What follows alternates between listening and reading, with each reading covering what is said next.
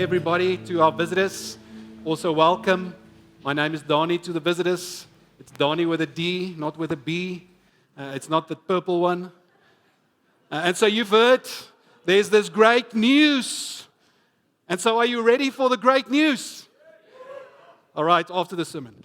And so we have gone through this a few times this morning, and hopefully by now you know it off by heart. And I know Etienne loves us to do this every Sunday, to tell you what is our mission statement. Every elders meeting, he is the guy that says, can we just make sure we say the mission statement? And so, Etienne, I'm going to do it a third time for you this morning. But I'm going to do it a bit different because we say this every Sunday because Etienne asks us. But I don't know if you've seen that there's actually two things that we say in our mission statement. So when you look at our mission statement, the first thing you'll see is what we do. Did you see that? Let me help you. We exist to honor God by planting churches and campus ministries in every nation. That is what we do. And that is why Riet and Jaco Oldewagen and their son Ivan busy being prepared to go to Europe. And so currently we are trusting for January 2025 that they will be on the ground there in Europe. And so this is what we do. We plant churches and campus ministries. But then there's a second thing. So we exist to honor God by establishing how does our churches look? How do we look? So when people walk into our churches across the world, this is what they're supposed to see. So when we plant a church and a campus ministry, this is what it should look like. It should be a Christ-centered church where everything is about Jesus. And so what we need to say is, well, how does that then look?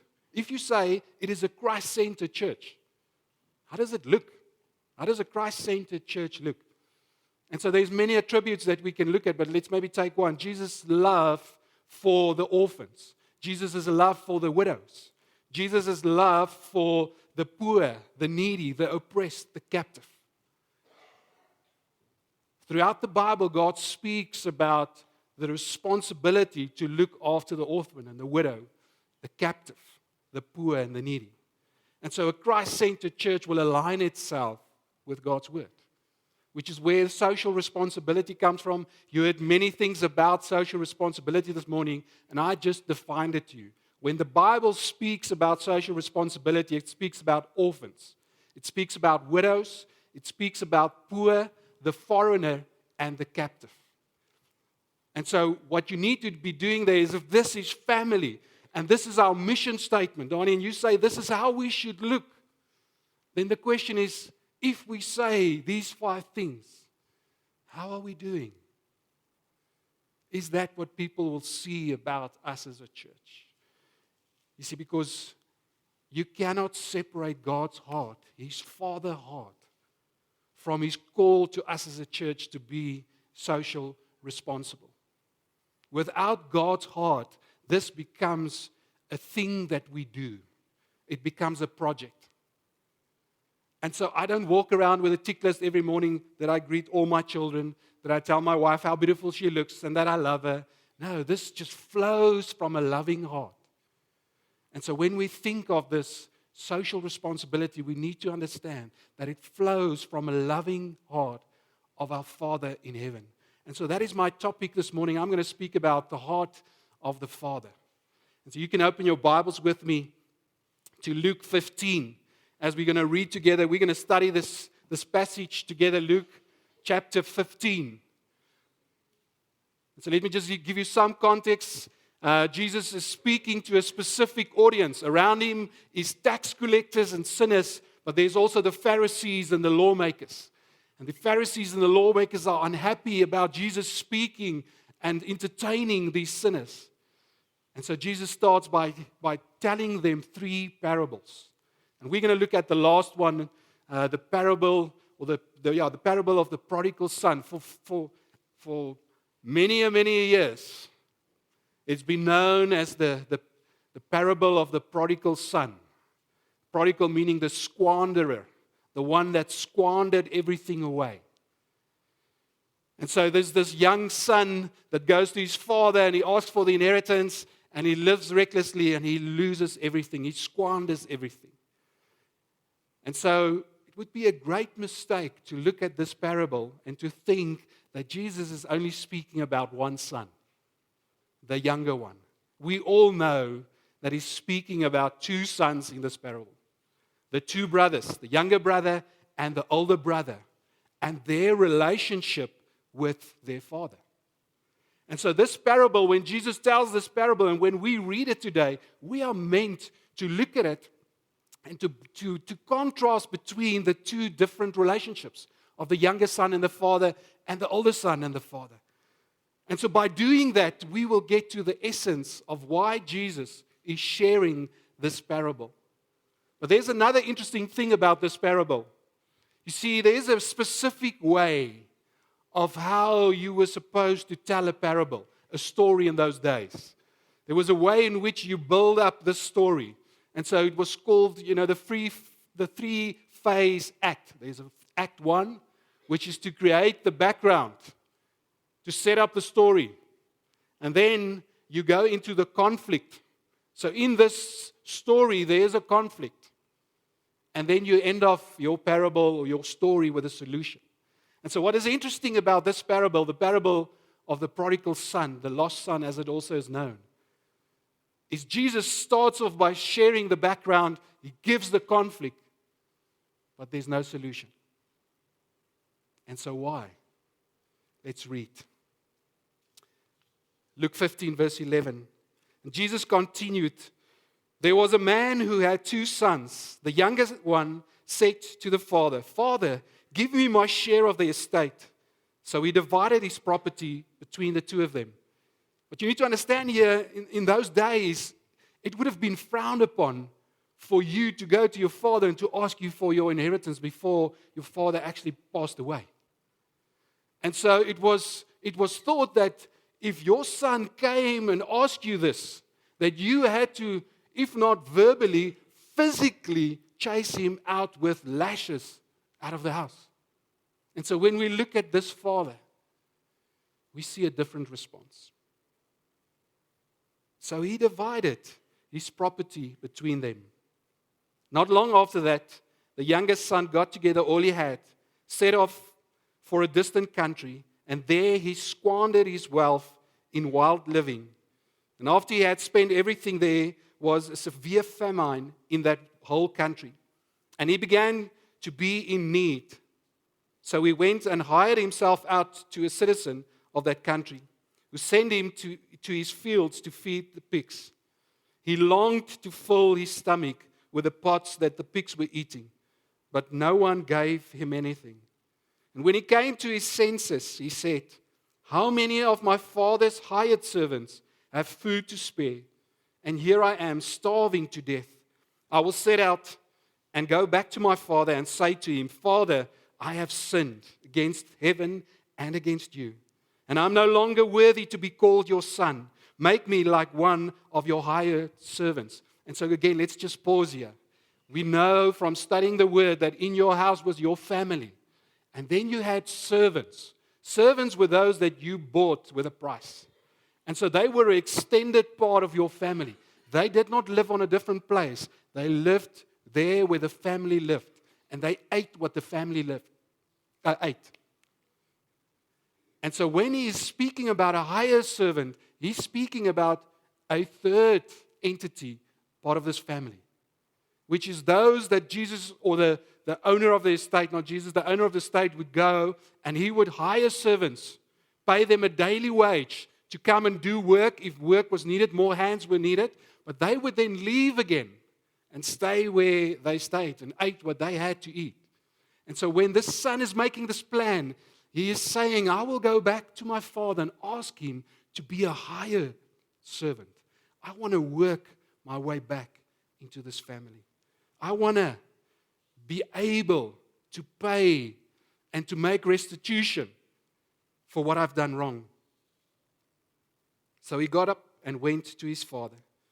But while he was still a long way off, his father saw him and was filled with compassion for him. And he ran to his son, threw his arms around him, and kissed him. And the son said to him, "Father, I have sinned against heaven and against you, and I'm no longer worthy to be called a son." What would you have done if this was your son, Fred? Seeing him coming from afar, maybe tapping your feet. This better be good. Hey, Jono, this better be good. Not this father. And again, you need to see the heart of this father. You need to see the heart of this father, not this father. This father got up, and we know that they wore robes. And so he had to pull up his robe. He had to show his legs, which was an undignified thing to do in that day and age. The patriarch of the family never ran. And we see how this father runs towards his son. Why? Because of the father's heart for his son. Verse 22, but the father said to his servants, quick, bring the best robe and put it on him. Put a ring on his finger and sandals on his feet. Bring the fattened calf and kill it. Let's have the feast and celebrate. For this son of mine was dead and is alive again. He was lost and is found. So they began to celebrate. Meanwhile, the older son was in the field. When he came near the house, he heard music and dancing. So he called one of the servants and asked him, what was going on? Your brother has come home. He replied, and your father has killed the fattened calf because he has him back safe and sound. Now the older brother became angry and refused to go in. So his father went out and pleaded with him. But he answered his father, just look at how he addresses his father. Not father. Look. All these years I've been slaving for you and never disobeyed your orders. Yet you never gave me even a young goat so I could celebrate with my friends. But when this son of yours, not my brother, not your son, see, in this we see how the oldest son is refusing to be part of the same family as this brother of his. But when this son of yours, who has squandered your property with prostitutes, comes home, you kill the fattened calf for him. Father responded, my son, the father said, you are always with me, and everything I have is yours. But we have to celebrate and be glad because this brother of yours was dead and he is alive again. He was lost and is found. Father, thank you that we can now ask you just to reveal your heart to us through this scripture. In Jesus' name. And so Jesus starts off by telling the story, by setting up. He's giving us the background. And what is he telling us about the background in the story? There was one father who had two sons. And we know that he was a wealthy man. And we know that the younger brother came to the father and he asked him for his share of the estate. Now, for the father to be able to give the son this share, it meant that he had to physically sell a piece of his property to be able to give to the son in money what was his. Having two sons, we know, because of the law in that time, that the eldest son would always get a double portion. And so of the father's estate, the eldest son got 2/3, and the youngest 1/3. But it was also known that to ask your father for his estate was actually saying, I wish you dead. I wish you dead. And by selling his property, we see how this father places himself in shame in the community. And so what we know about the background of this story is that the youngest son was more worried about the father's things, the wealth, the estate, than he was about the father. And then Act 2 starts, where the oldest son comes into the story, and Jesus again gives us the background. Background here is the eldest son coming, and he hears the music and the party and everything that is happening. And he stands outside, being furious and angry. And at first glance, we might think that it's because of the father embracing the youngest son and bringing him back into the home. But that would be a mistake. So listen to what he says. Never have you given. You see, To eat meat in that day was a delicacy. Meat was very expensive. You did not eat meat. And if you were to eat meat, maybe a goat. Hence, he's asking for the goat. And so to kill the fattened calf was unheard of. It's unheard of. It is a delicacy. And so again, we see how the older brother is angry, not because of the heart of the father, but because by killing the fattened calf and by allowing the younger brother back into the house, he is actually paying for this at his expense, because the fattened calf was his. And so we see how the elder brother is more worried about the father's things than he is about the father's heart. And so this is the background, the backdrop of the story Jesus is telling. And so don't forget who's the audience. Don't forget who's the audience. We've got the sinners and the tax collectors, and the Pharisees and the lawmakers. And Jesus highlights the conflict, which is obvious. The conflict in this parable is the relationship the two sons have with the father. You see, for them, it was more important to worry about the father's wealth and status for them, for their gain, than it was to worry about the father's heart.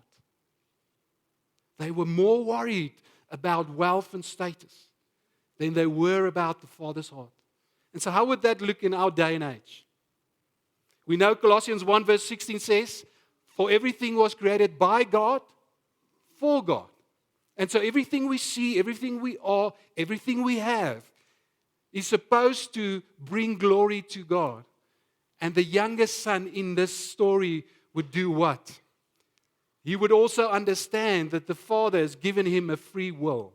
And so instead of using what he has to glorify the father, to love the father, he uses his free will to run after his lustful desires.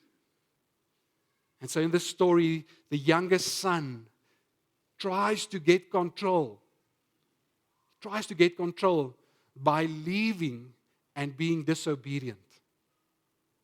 So by leaving and being disobedient, I can take control of my life. And we see the eldest son trying to get control by staying and obeying. You know, if I obey, then surely God will bless me. Can you see the elder brother attitude? If I do this, then God will do this. Can you see the elder brother attitude? And so the elder brother stayed. He tried to get control by staying and obeying. We see how the youngest son tried to get control by breaking all the rules, whilst the oldest brother tried to get control by keeping all the rules. And so when Jesus speaks to his audience, what he's saying to his audience, both of these brothers were lost. Both of them did not have a relationship with the Father. And we know by studying this that the Father in this story represents God, our Father. And so both brothers did not have a relationship with God the Father. They were both alienated. They were both alienated from the Father. You see, there's two kinds of lostness, which is why Jesus adds the second brother into the story. You can completely miss God by being moral and religious. You can completely miss God, meaning you can sit here and think that you're okay, but actually you're not. Actually, you are alienated from God. And you think by doing all the right things and keeping all the laws that this will bring me in right standing with God. By ticking all the boxes. When Jesus, or when the word speaks about caring for the orphan, caring for the widow, looking after the poor, the captive, and the foreigner, by just ticking the boxes, I'm okay. No, you are not okay. you are not okay. You can miss the Father by being religious and moral. You can miss the Father by being irreligious and immoral, which is normally the obvious one we all say, yes. That one, because of his sin, does not have. But this one, look at Etienne. He wants the mission statement every Sunday. What a good man. You can miss the Father. You can miss the Father. And so going back to the start of this chapter, chapter 15, verse 1, we see the presence of the tax collectors, the younger brother sinner types around Jesus.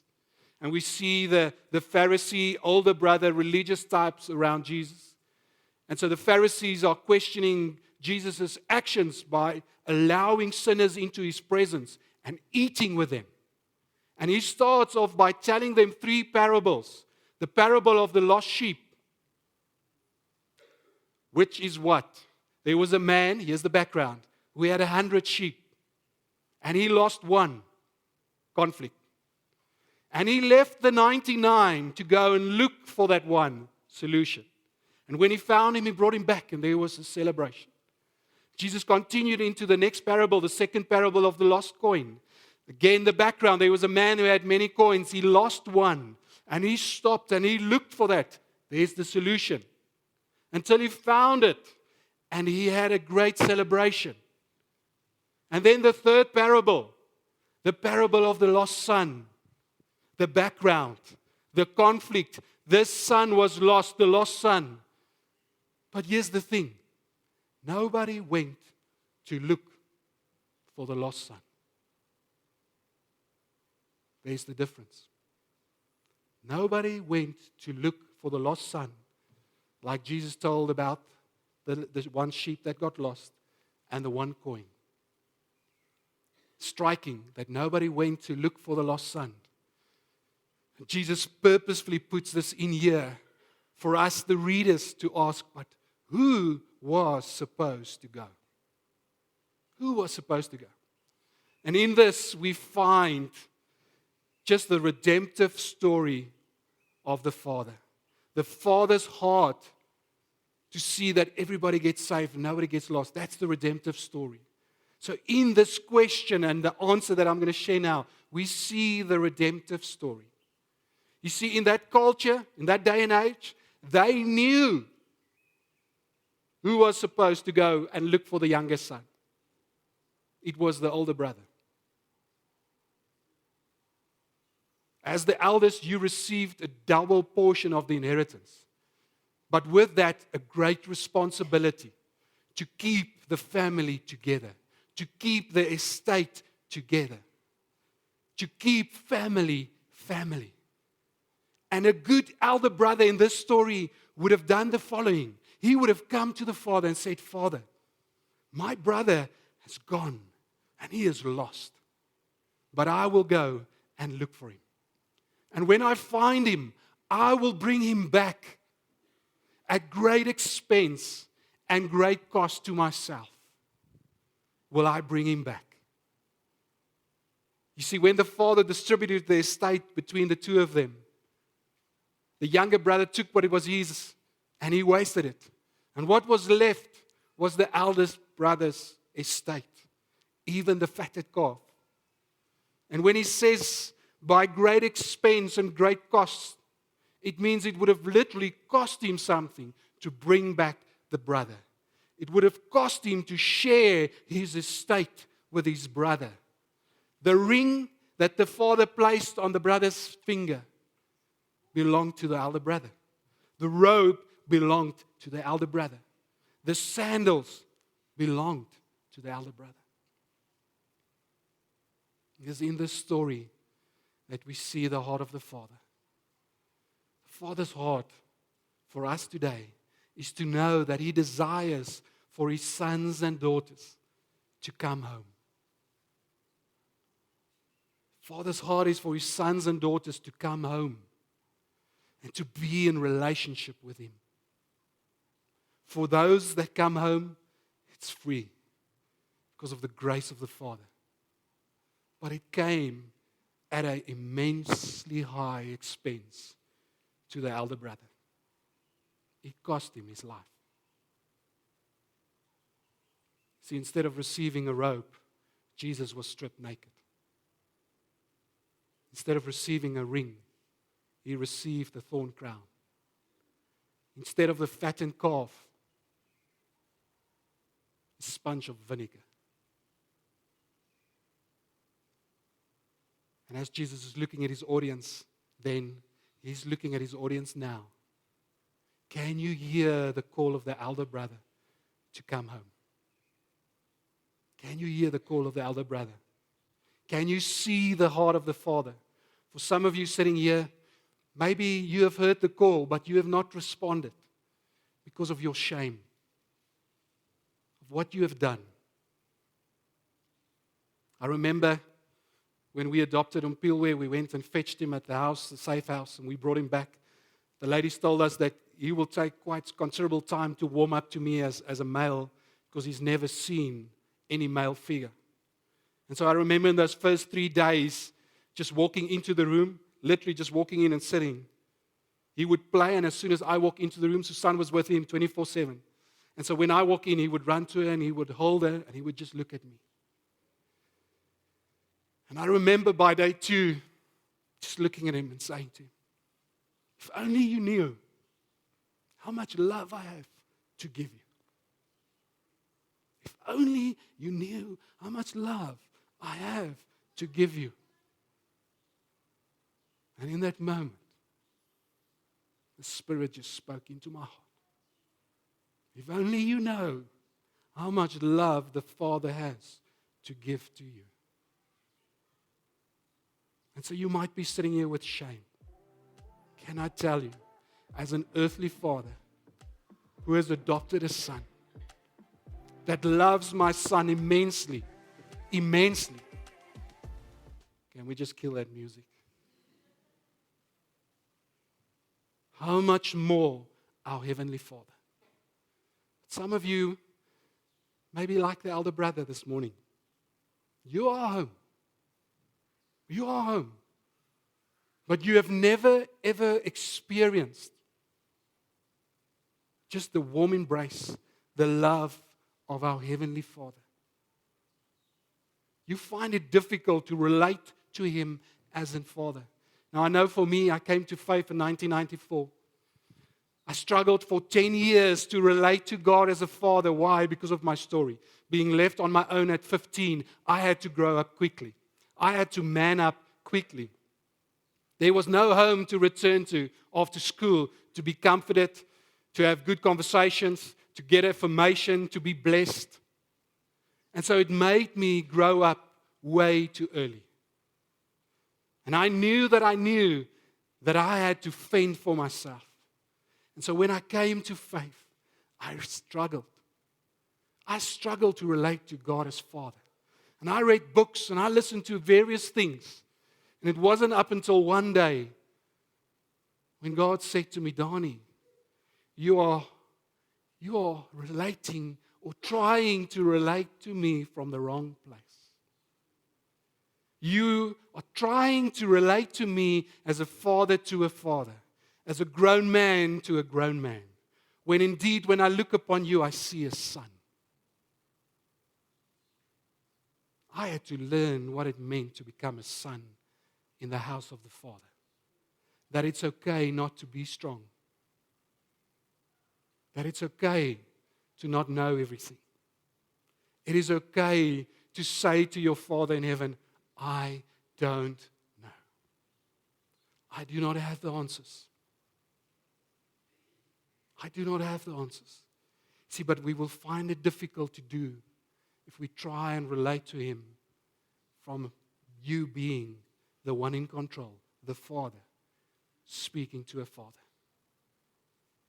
And so whilst I'm looking at you this morning, I know that this story is not just true for me. There are so many of us sitting here this morning, like the elder brother. You are in the house, but you have never experienced just the relationship with the Father. You just want to close your eyes. I just want to pray for us.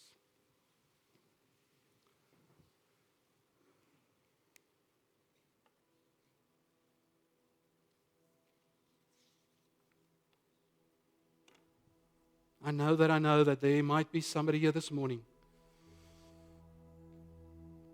like the youngest son, you've got a desire to go back home, but you feel ashamed. And you're almost putting a plea bargain in place with God that you will work your way back.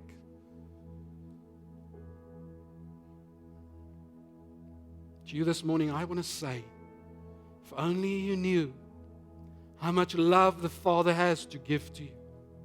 And so if that is you, I just want to pray with you, Father. In this moment, I pray, Holy Spirit, will you come and touch hearts? Just sense there's a specific man here this morning. I'm not going to ask you to do anything. But God is speaking to you right now. He is wiping away your shame. And I see how He is putting up on you a new robe and a ring and sandals on your feet. And He's embracing you. And He's calling you son. Don't you want to just accept the Father's love this morning?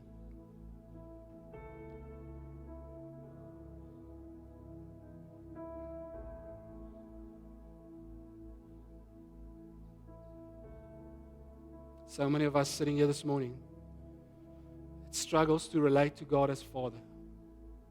You're in the home. This is a tough relationship for you. You can relate with Jesus. You can relate with the Holy Spirit.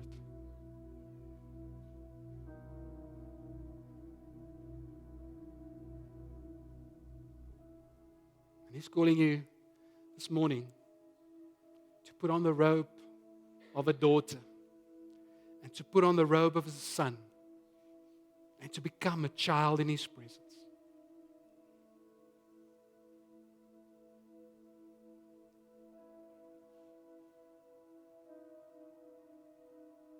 Don't you just want to respond to that invitation by yourself? I can see the Spirit's just speaking to people now. You know that that is you. You just want to speak to the Father.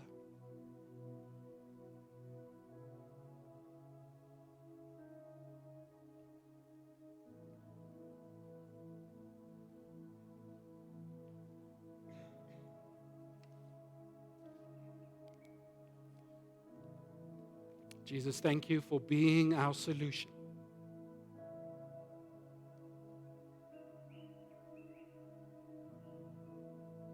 Thank you for paying the price, for being the good elder brother.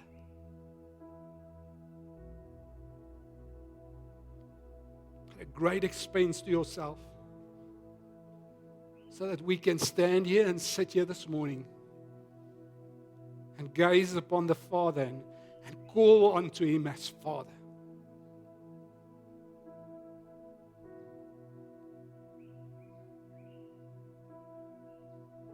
You just come and help us. Holy Spirit, help us to get rid of this elder brother mentality in our lives. I pray this in the name of Jesus. Amen.